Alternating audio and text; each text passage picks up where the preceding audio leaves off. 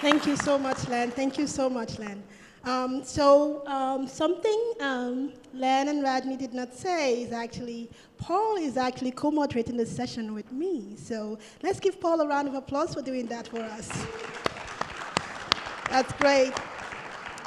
So thank you so much, all these great panelists. I feel so humbled to be here because I'm a PhD candidate. You're all directors and professors in this space. So thank you so much. But I'm going to hand over to Paul right now to ask you all the first question. Go ahead. Thank you, everyone. I'd like to know how you're integrating AI into your teaching and your courses, including syllabus, classroom preparation, class activities, and assessments. So sort of going everything from beginning to the end of classes, how you're using AI in your planning. Go ahead, Professor Zialing. Okay. Sure. Thanks for the question. This is an excellent question and actually very relevant to our project. So our project aims to evaluate human contributions in the human AI-generated content. So I think this is very relevant to the assessment part of that. So in order to do this, we actually made a survey and we asked a similar question to faculty members on campus, and we received multiple responses. And faculty says, other faculty says, they actually encourage students to use AI as a supporting tool, but if you use AI, generate content without a citation, that constitutes a plagiarism. Another faculty says, actually the course is going to incorporate AI to enhance learning, but if you use AI-generated content without a personal engagement, that's not also does not support learning. So I think the good news is the faculties are welcome and this AI concept and integrate AI into their policy. But somehow I feel the policy is not clear for professors and for students as well. Actually, one of the faculty also mentioned a concern that he or she is not sure how to integrate AI into the course more because he is not confident yet about how to articulate the policy to students, how to do and how not to do. So that reminds me of a story from Hingham School, Hingham High School, if you know the story. The high school student used AI to write a research note, not the paper itself. But the teacher actually penalized students, found out AI use and penalized the students. And then right now, the students' parents actually suing the school district about this issue. So from my perspective is we do need a big challenge. We have a big challenge here. Why do we put AI, how do we integrate the AI policy? To make it more complicated, that discourage students to use it, and also increase the workload on the professors to evaluate the contribution, right? So our project actually aims to, so actually our project is aims to build such a tool to help professors, evaluators to evaluate human contributions and try to do a fair, objective assessment of the homework. So I hope that our team can continue work on this after this hackathon. Thank you so much. Thank you so much. So please, some housekeeping. If you look at, could you scan the program on your decks again? You can see Franny. Franny, if you stand up, please. You could scan the program, and then on that site, you see a space where it says, ask your question. If you could fill that form with your question and your name, at the end of the panel, all the questions that you have, we'll be able to summarize it using AI, and we'll be able to ask the panelists those questions. Thank you so much. So at this time, we're going to move on to Rosemary. Go ahead, please. Thank you. So I think one of the biggest areas that we've had AI help with faculty workload in the simulation lab is with scenario development. The average to develop a scenario in the past would take between 60 and 80 hours. And that is because you're building a patient story, you are making sure that you have a full and robust patient chart for the students to go through and analyze the data that's in there to guide their decisions. And we have been able to use like large language models to say, help us develop this type of patient scenario. So it's really reduced the amount of time, and we've been able to focus our attention more on the details that will help our students meet the objectives for that case. The other thing that it's been really helpful for is just in a practical sense, instead of us walking through in the shoes of a student, every single supply that they're going to use during that case, we can say, all right, this is the case that we're running, generate a supply list for me. 30 seconds and my case is done. So that's been really helpful.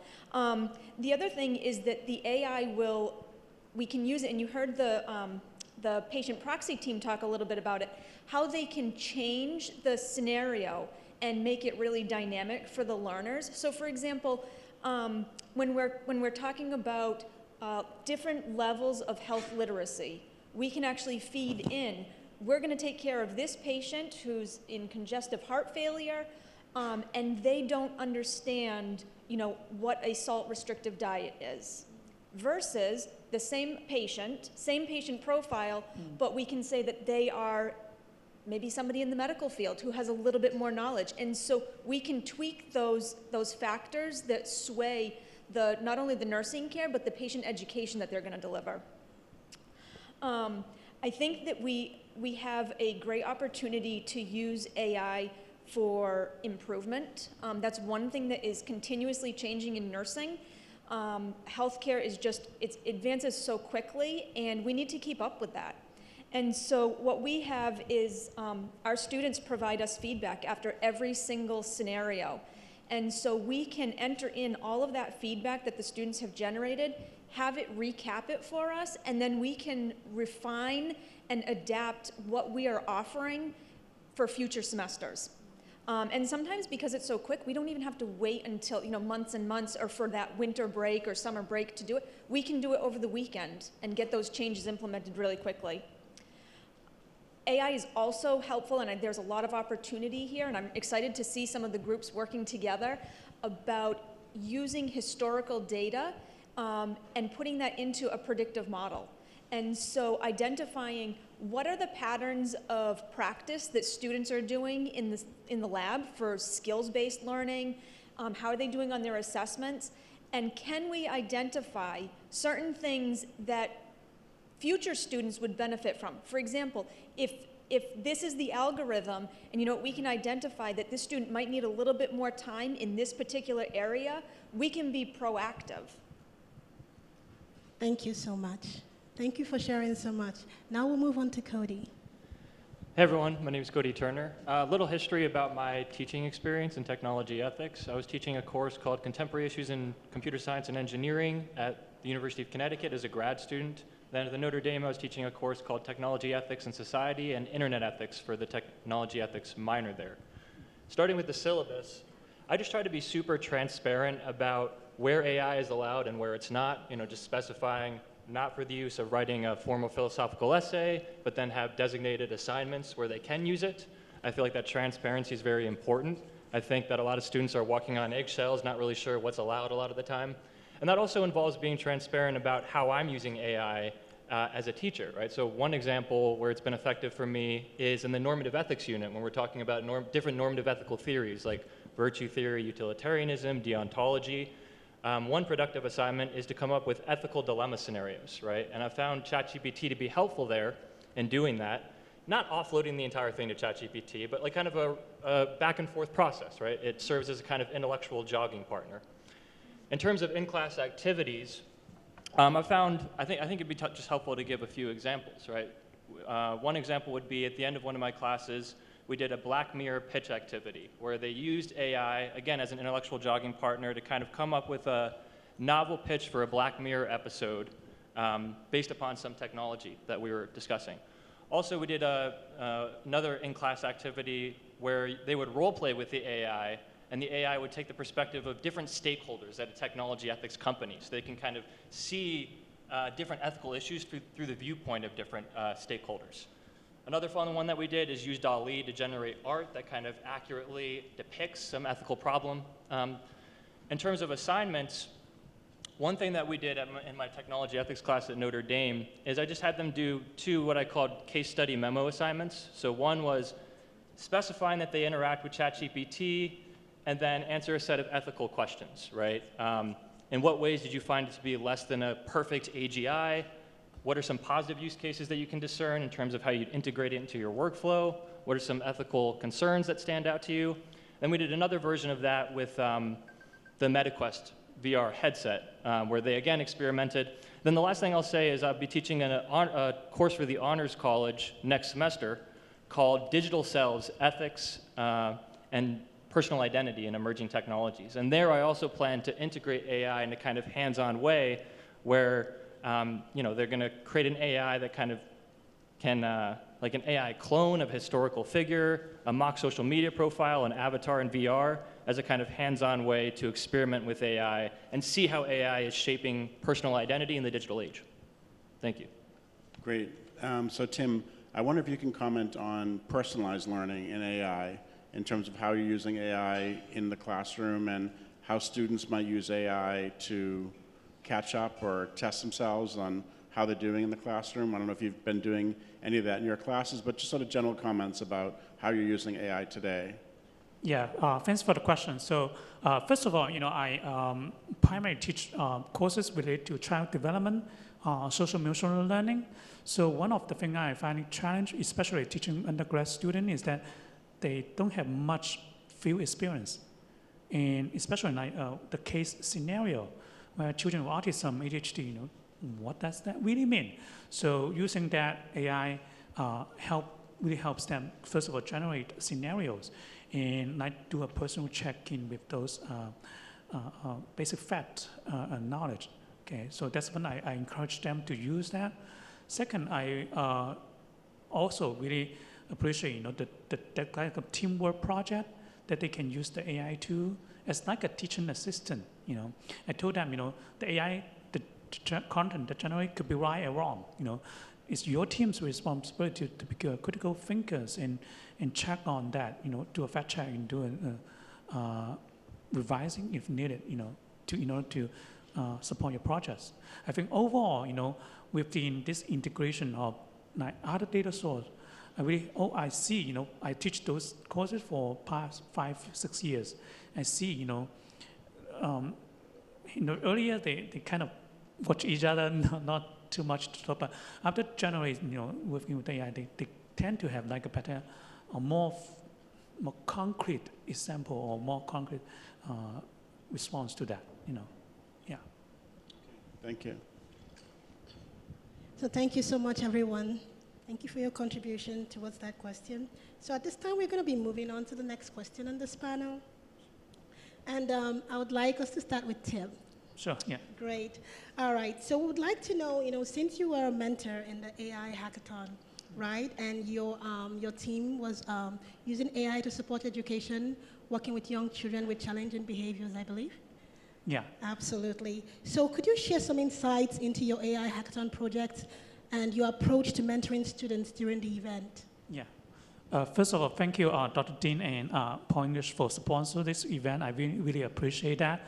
And in the process of really integrating and mentoring students for the project, I find it very helpful to, first of all, align their students' own research interest or not just pure interest within the project that I work with.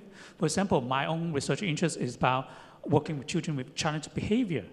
I mean, children with disabilities, there's all kind of them, but the students were able to, just tailor to a specific type. For example, children with ADHD, so to more like a sizable, more feasible approach to do that. So I think that alignment really helps that. And also, I feel like another strategy would be helpful, really just to compensate and build a team that is complementary, who are expertise in content, whereas more familiar with the technology coding part. Yeah. So I think that really help them work together, to generate a solution, Oh, thank you so much. Thank you so much, Tim, for sharing that. So Cody, you are also a mentor in the AI hackathon, and your team focused on AI and mental health, addressing the therapy gap.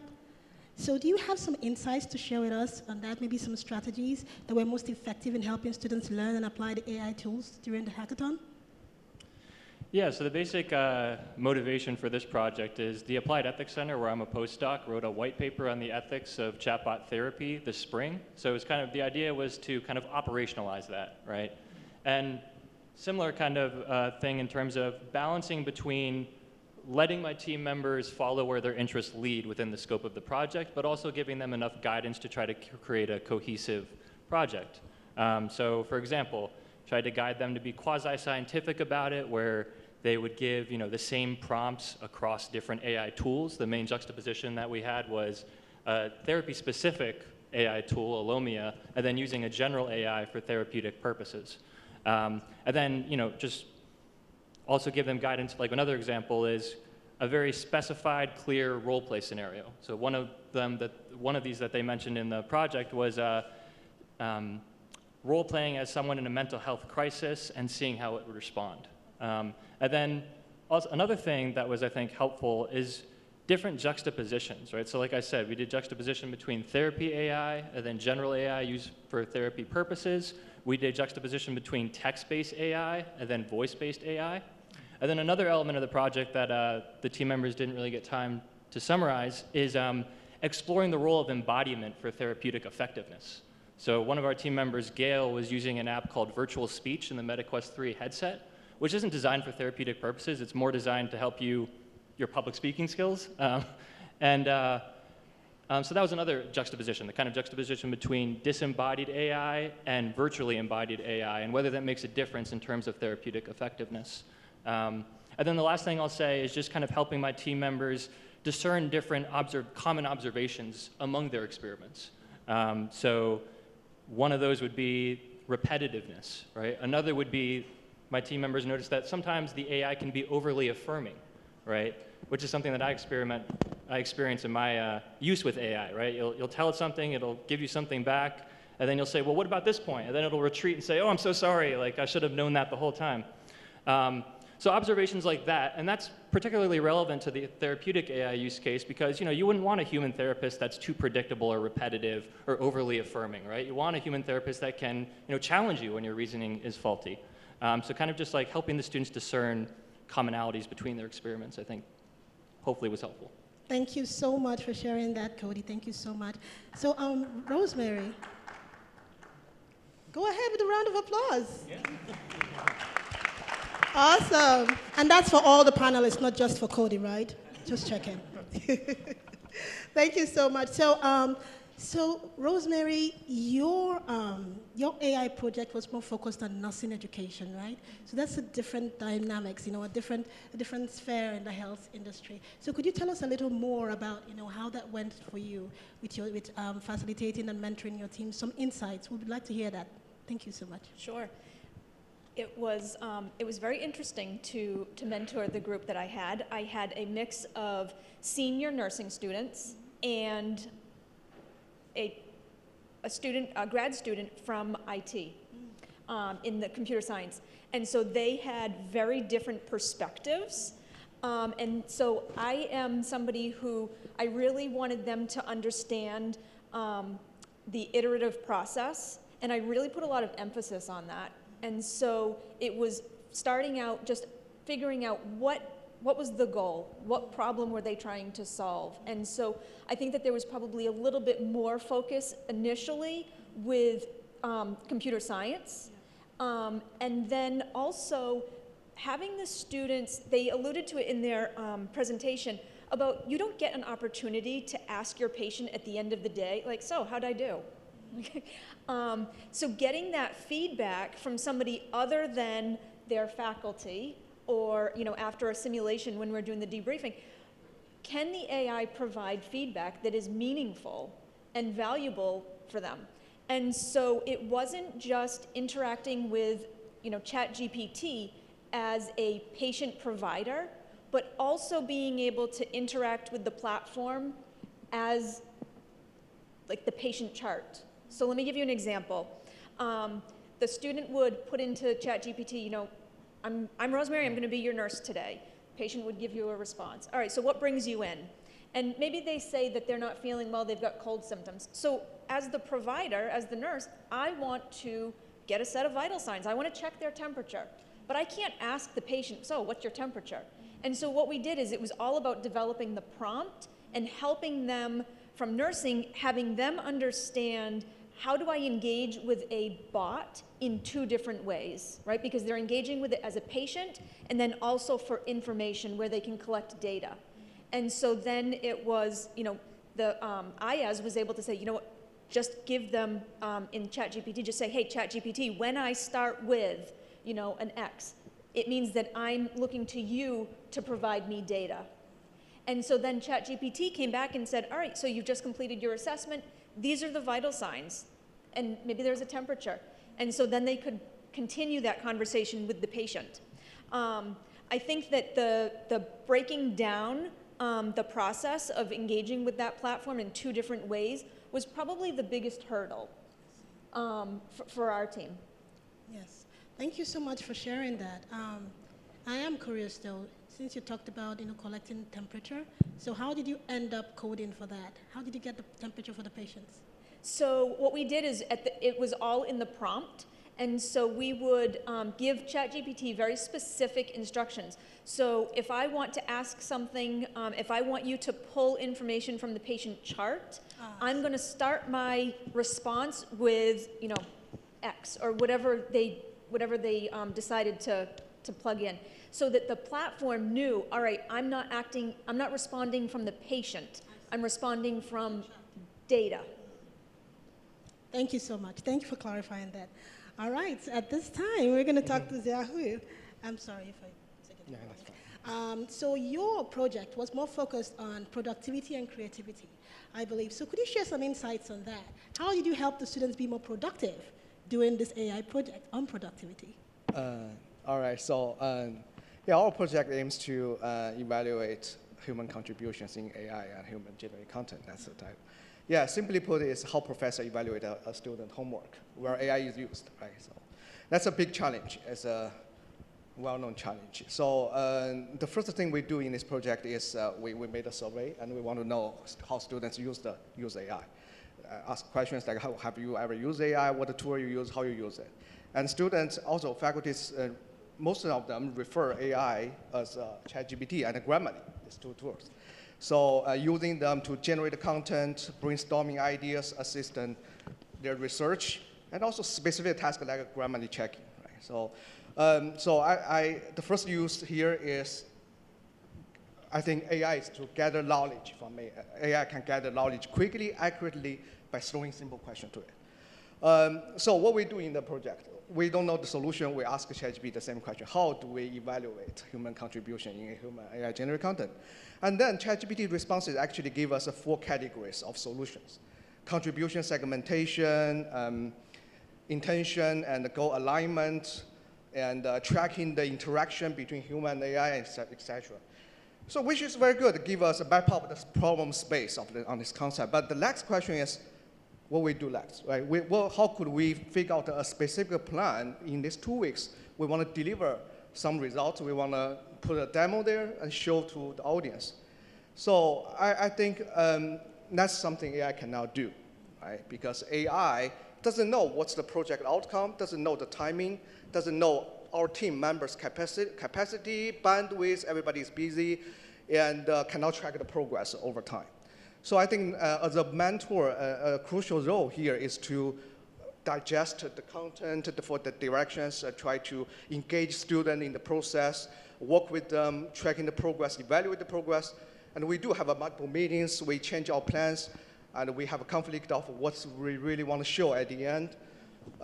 So I think that's something I really want a student to understand, that AI cannot do things, can give you the knowledge and can help you with specific tasks, but how you're going to make project-related decisions.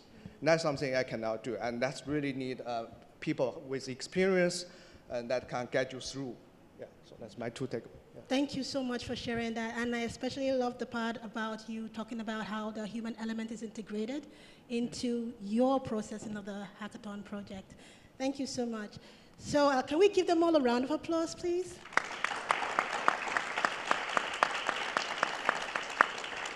So great. So now, just a little caveat to this, we're going to ask Paul some questions so he can give us an idea of what he thinks with respect to the industry perspective of things.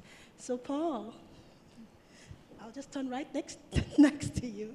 All right then. So, so these questions were compiled by the Student Advisory Council. These are over 200 and something students, and we identified 7 of those questions, and I'll be asking you 3 of them. All right then. Thank you so much. So the first question is, how can academic programs and industry leaders like yourself work together to ensure students have both the technical skills and real-world experiences to succeed in AI? In general, when you talk about cooperation between industry and academia, there's 2 main things. One is bringing industry into the school, and the second one is sending students into industry. And so I think as far as AI, one thing that UMass has already started to do, but it'd be good to see more of, is bringing different speakers from AI industries in Boston. There's a lot of AI startups in Boston, and bring them in as speakers, not just for forums like this, but actually in the classroom. So to find forums where you can bring these speakers in. And the second thing is just making sure that we find AI internships for all the AI students, whether that's College of Nursing or Education or computer science, really for every department, finding ways that some of their students can connect to industry. Those students will, in many cases, help industry, because sometimes we learn from our students. When new technology happens, sometimes the students are a little bit further ahead than, in some cases, even the professors or people in industry. So I think sending some students into industry will teach those companies things the students are learning here at UMass, and also will help bring those lessons of industry back into the classroom. So I think it's both of those things. Oh, thank you so much for sharing, Paul. And based on what he said, are you hiring? Yes, we are hiring right now. My company is Boston Venture Studio. My website is bvs.net, so you can check it out. Did you take note of that? bvs.net. Should we put it up on the screen, everyone? Just so you know, he's hiring. You say? We will definitely send a reminder. And please join the Student Advisory Team's channel. We'll post it right there for you to see. All right, then. Okay, so over to my next question. So since AI technologies are relatively new, and we know it's constantly changing, how does it fit in for large established companies compared to startup companies? How does it fit in to, yeah. I think in general, the bigger the company, the more they're executing what made them a big company, and so they have all these things that in this industry we call sacred cows, which are the beliefs that made your company successful, that made your company big. When there's a revolution in technology, sometimes we have to sacrifice those cows and try doing things a new way. And with startups, given that they don't have yet a big customer base, they have to rely on doing things the same way they did before, which is a burden that big companies have. Startups are allowed to try things different, and they're allowed to try new tools. And if you look at the landscape of AI tools today, it's really overwhelming. It's overwhelming to keep track of just the AI startups in Boston, let alone the AI startups in California or America or Europe or the rest of the world. I'm on, I think, 3 or 4 newsletters that I get daily updates about new AI tools being created, and it's overwhelming for me, someone who considered myself a professional in AI. It's hard for me to keep up. So many times the startups are the ones who bring the new tools in and bring the new ideas in, and many times they have employees, often younger employees, who are on all these email lists and Discord servers, and they're learning about new tools that other startups are using, and they're bringing them in. So, but for big companies, you have to find people on your team that are willing to go out there and see what's happening. In many cases, if it's a really large company, one way that they can keep pace with revolution that's happening right now is by acquiring little companies and injecting them with that young talent. That's great. Thank you so much for sharing that. That's awesome. Could we give them a round of applause, please?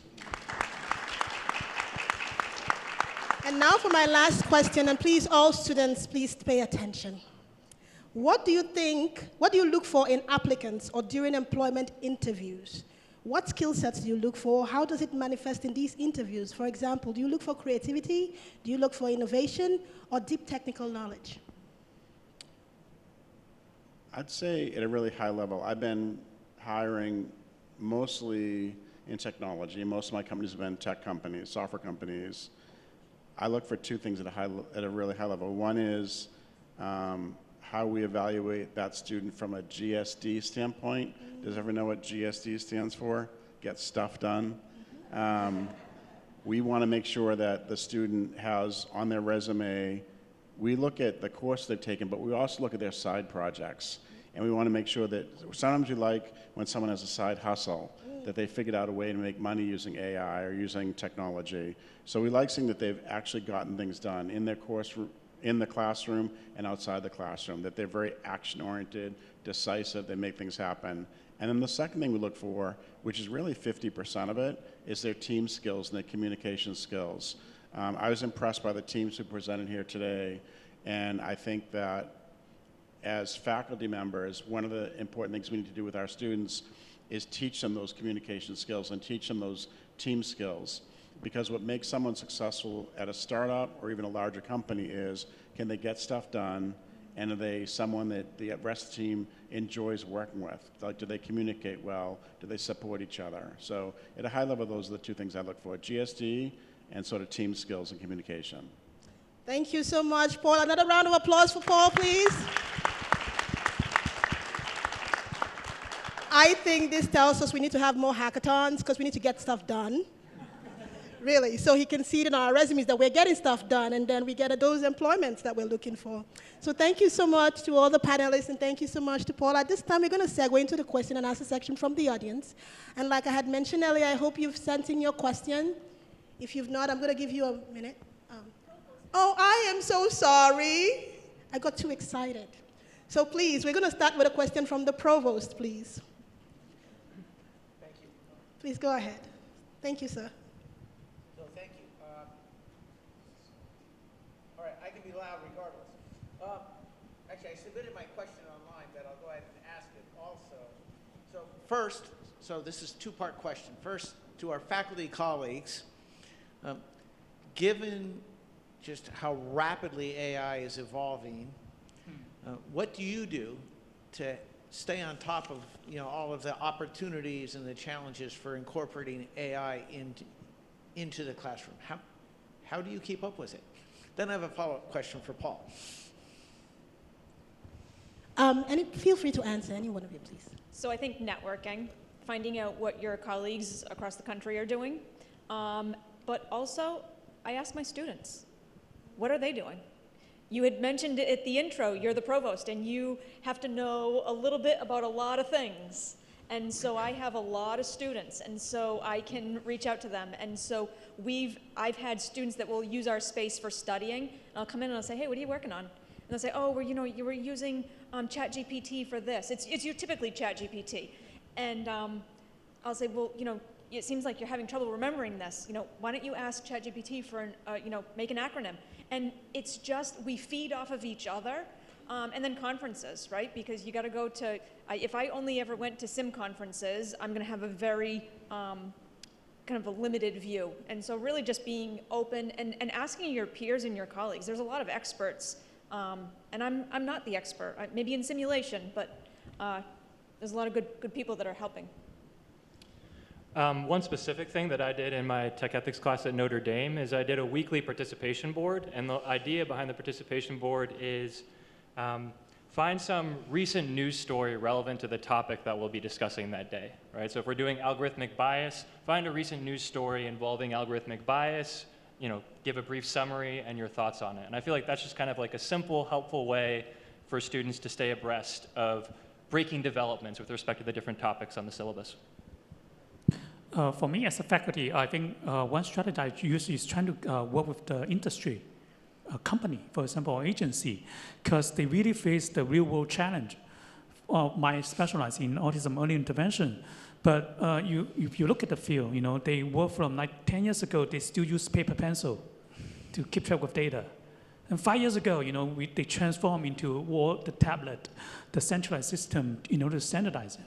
Now they face another problem. How do we maintain the quality? How do we actually, synthesize or collect all those wisdom and experience within this system? Even people leave, turnover, So this kind of real-world problem that the this, the industry are facing, as a faculty, it's really important to work with them to solve them. Yeah.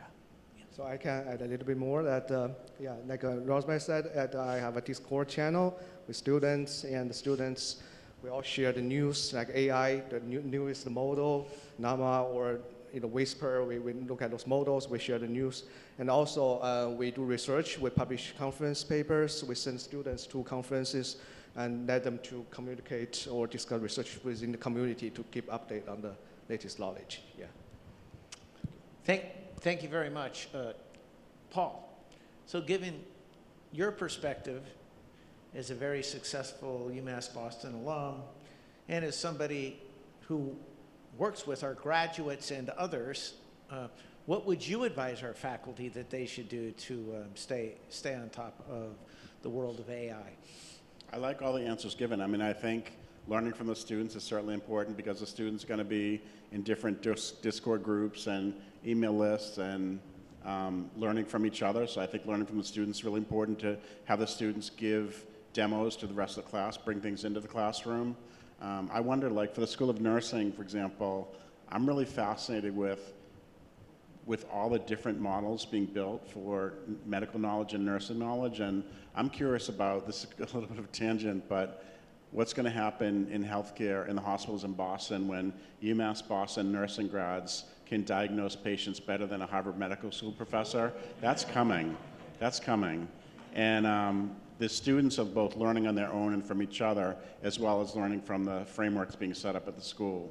Other things, I'll just mention one newsletter that I subscribe to that I like a lot. It's called Ben's Bites, B-Y-T-E-S, Ben's Bites. And it's a little overwhelming, but it gives me up to date on new AI companies being funded every day. Thank you very much. Thank you so much.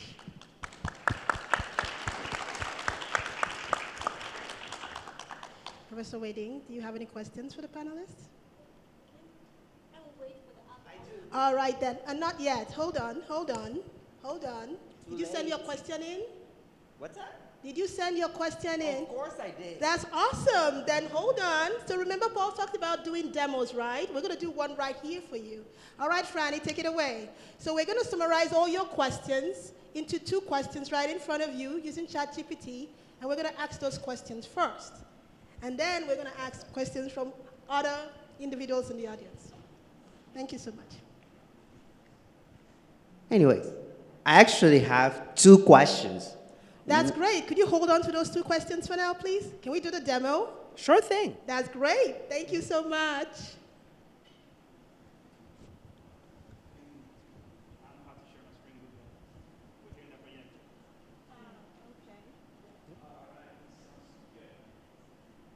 All right, this is just a sample. I'm gonna use my computer to read the question. Do you want me to read out loud the questions? Yes, please. Each one once? All right. So I've been getting new questions before I give ChatGPT these questions, so I need to read from my computer the newest questions. Okay. All right, but this is just a sample. How can you say, hey, ChatGPT, can you summarize the following questions, and then you create a list of these questions. So what ChatGPT we're gonna do is basically create a topic and then the question. For example, we have here, impact on jobs and industry, ethics in healthcare, machine learning versus traditional programming, privacy and security risk, educational improvements, AI costs, human judgment in AI, balancing AI benefits with privacy. And these are the questions that you can see over here. How AI drives jobs optimizations and its influence on various sectors. That can be one question. I don't know if you want to answer, or we can go through everyone's. So what is the summary? Just Yep. tell us the summary questions, Yep. the 2 summary Yeah, questions. and that's why, one of the things that I found interesting with ChatGPT is that you need to be very specific. You need to be very, very specific how you want the output to be. So you see at the first time that I create a summary of this question, but look the summary he gave me to me, like just a list with the same questions. Then I asked, doing one paragraph. Now, ChatGPT understand what is my output for it. So now he say, the question focuses on AI impact on job optimizations across industry, highlighting sector most affected and explore ethical concerns surrounding AI in healthcare, particularly in diagnosis and treatment. They address the difference between machine learning and traditional programming and discuss AI potential risks to privacy and data security. Additionally, there's interest in AI roles in improving educational outcomes, questions about the high costs associated with AI, and inquiries of how human judgment and accountability are incorporated into the AI life cycle. Thank you so much. Thank you so much. So based on what we've gotten as the output, we could see that one of the first things we want to know about is how AI addresses the differences. We want to know the differences between machine learning and traditional programming and discuss AI's potential risk to privacy and data security. So, do you want to take a stab at that? Go ahead. That's a pretty big question. Thanks to ChatGPT. That's why it went to you, Paul. You want me to comment on this paragraph? No, not the whole paragraph, like any part of the paragraph that you can, and then we can now go ahead. Yeah, well, let me take the first one first, job automation. I think one of the jobs in America with the most number of workers is truck driver. I'm worried about truck drivers because cars, they're self-driving already. You know, my Tesla got a software update a couple days ago. It's shocking how well it drives now on its own. And it's coming to trucks, not just Tesla trucks, but all truck makers are going to be doing this. What's going to happen when those truck drivers are put out of business? You know, what jobs are they going to be trained for? I know healthcare, we're going to need a lot more humans than we have right now. We have an aging population. I think AI will play a role, but I think you always want a human. I've said before that, you know, when I go in for surgery, I kind of hope there's a robot and an AI involved in the surgery, but I want a nurse to hold my hand going in and say, you're going to be okay. You know, we need humans in healthcare. But it is going to upset certain job industries, and I think what we're going to need is retraining and finding ways for people to use AI to do better services than they're doing on their own today without AI. Oh, so there'll be a lot more training. Absolutely. Thank you so much for sharing that. So why don't we take about 3 questions from the audience. So go ahead, please. Tell us your question. One of your questions, please, so others can get to speak.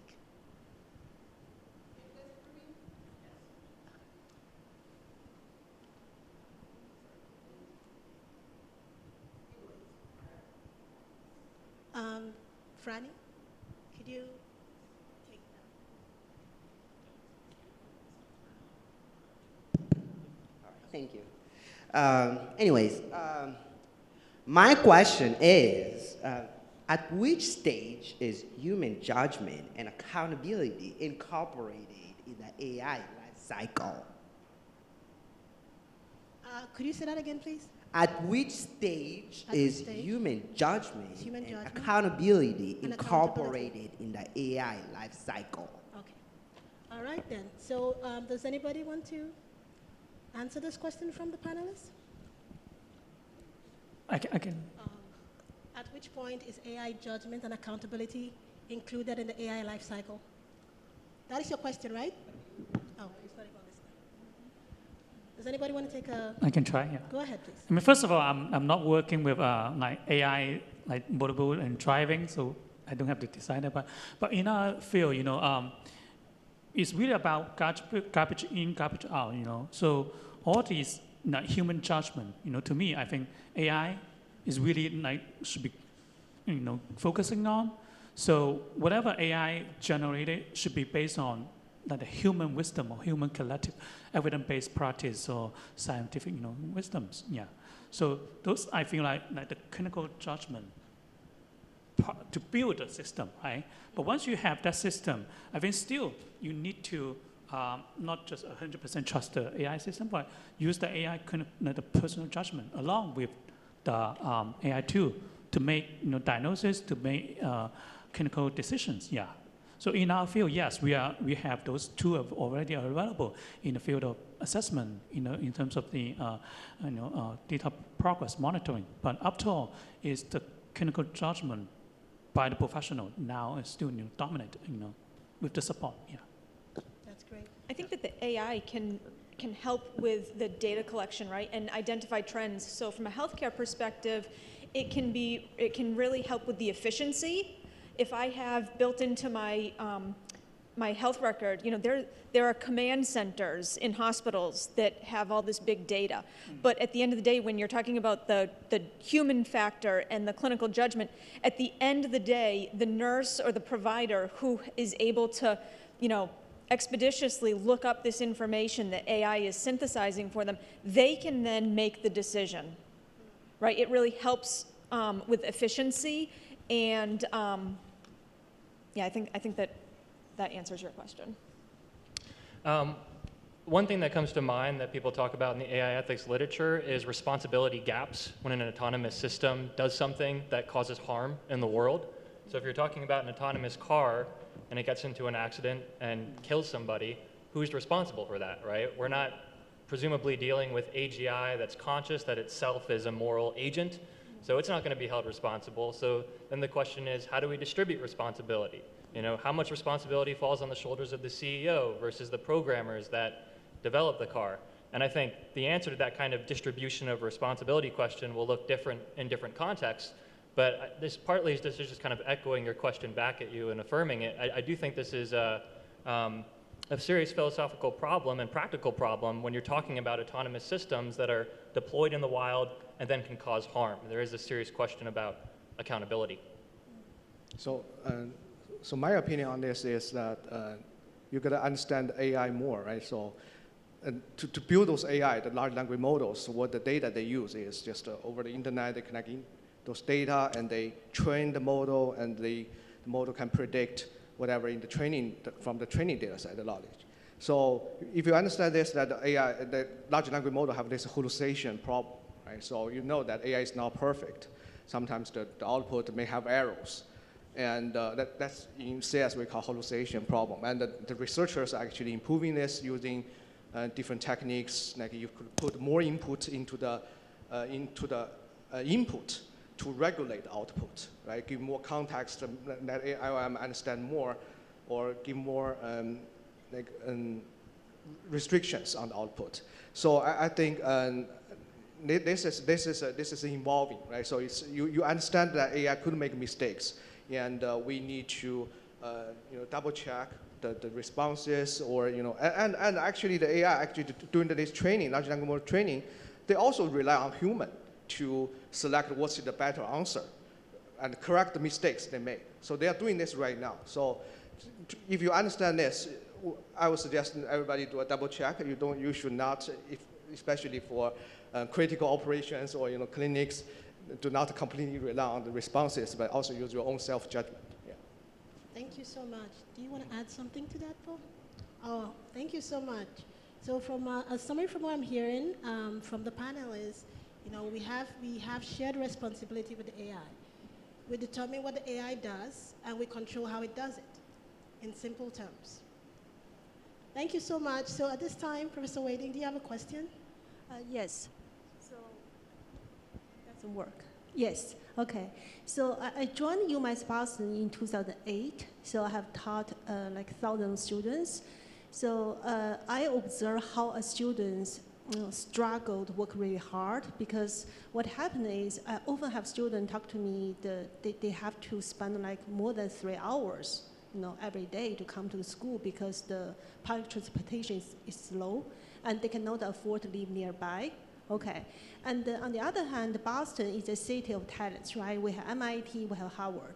So then my question is, so from the panelists and also from Paul, so how we can help best promote UMass Boston students to help them to be successful and in a realistic way, because I don't like the thing is you're going to be good, you're going to be the best.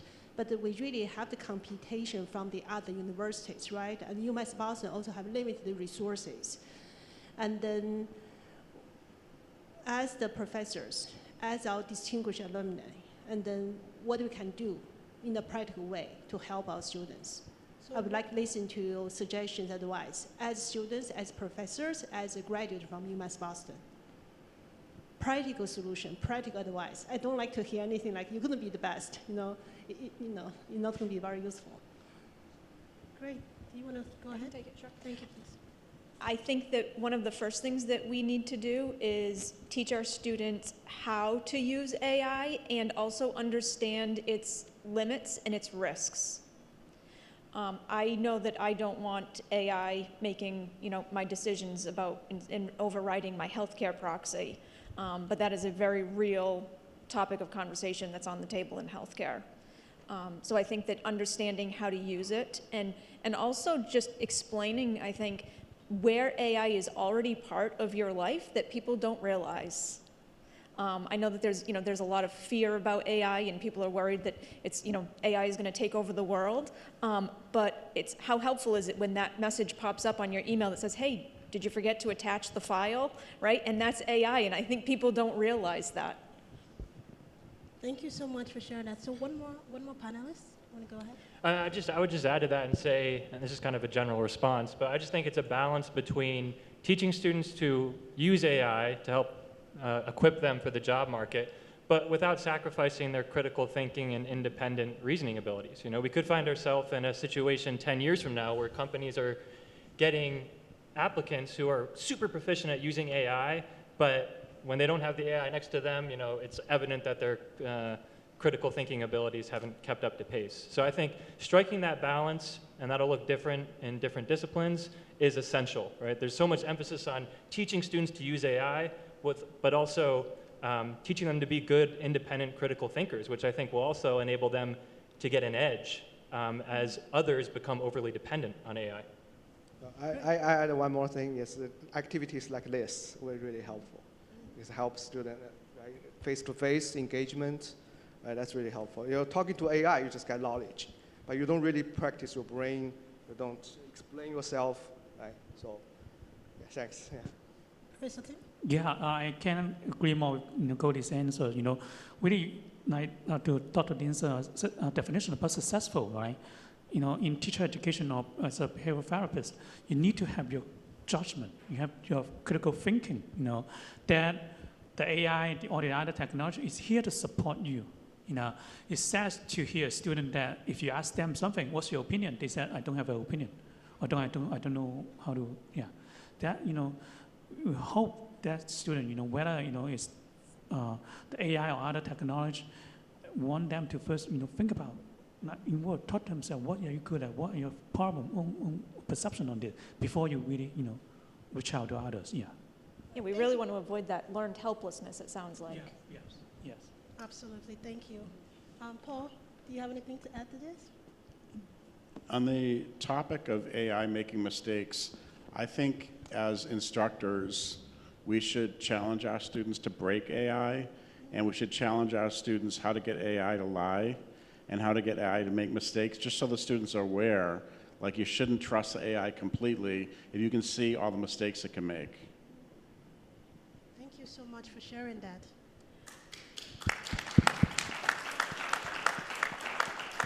Okay, so this will be our last question. Is that okay? All right then, because I see someone there with a mic already waiting. So we'll take the last question for the day, and we'll call it a day for our panelists. All right then, please, could you ask your last question, please? Sure, absolutely.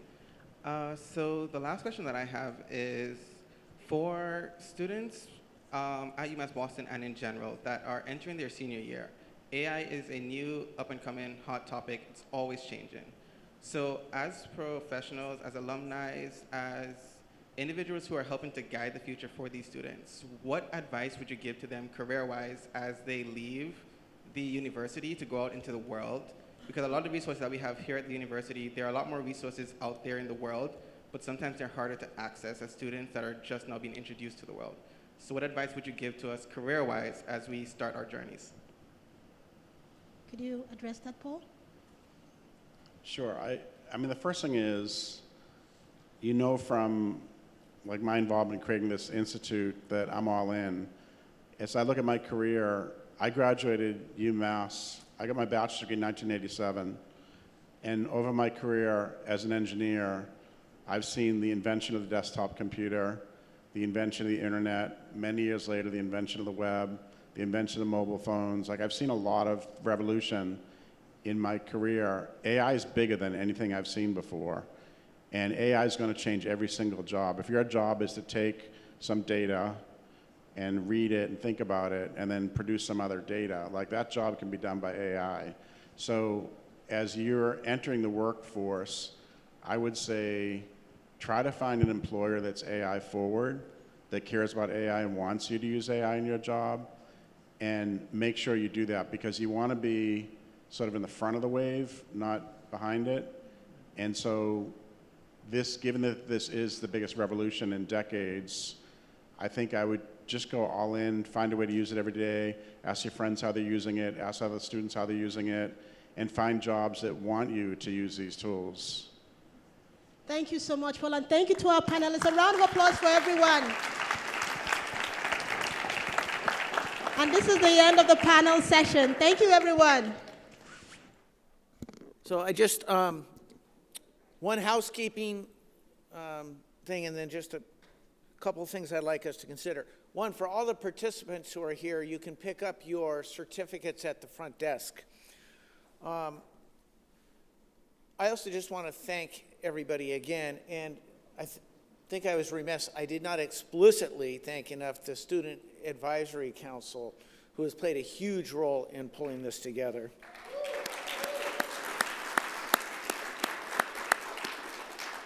You know, and we packed a lot in today. And, you know, yes, there's a lot of trepidation, there's a lot of fear, there's a lot of uncertainty because AI is just evolving so rapidly. On the other hand, it's clear this is something, a phenomena that we have to embrace, that we have a responsibility to embrace. You know, and I was thinking about some of the questions and how important it is, right, that our human judgment and discretion, right, that we increasingly engage in data-informed, which is different than data-driven decision-making. AI is a tool. How we use that tool matters. So and I just want to finish very quickly, you know, thinking about sort of what we heard today and why we have the Paul English Applied Artificial Intelligence Institute. And so I was making some notes on, you know, what this means and what we should take away from today. And so I've got the 6 C's. Right? The first C is catalyze.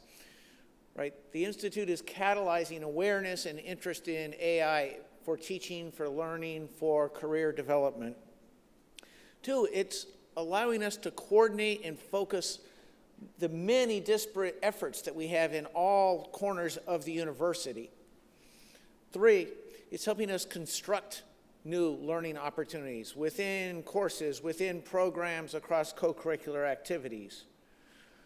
4, it's allowing us to think about how we continuously improve. It forces us to look at our pedagogy and our curriculum and to think, how can we do better? What do we need to know in order to do better? What tools do we have in order to do better? 5, it absolutely requires that we consider the ethical and the moral implications and responsibilities that we have in using AI. And finally, connect. This institute and these activities help us connect as individuals across our different departments, our different units, not just inside the university, but also connect with the broader communities, industry. Listen, there are young people who aren't here, who are younger than our students, who can teach us things about the ways in which we can think differently about how we use AI. So I do think that that connection, how we use AI, not to become more separate, but to become more connected as members of a community. So with that, I want to thank everybody, and particularly Paul, not just for making this day possible. This day is an example of the great work that's being done in the Paul English Applied Artificial Intelligence Institute. Thank you very much.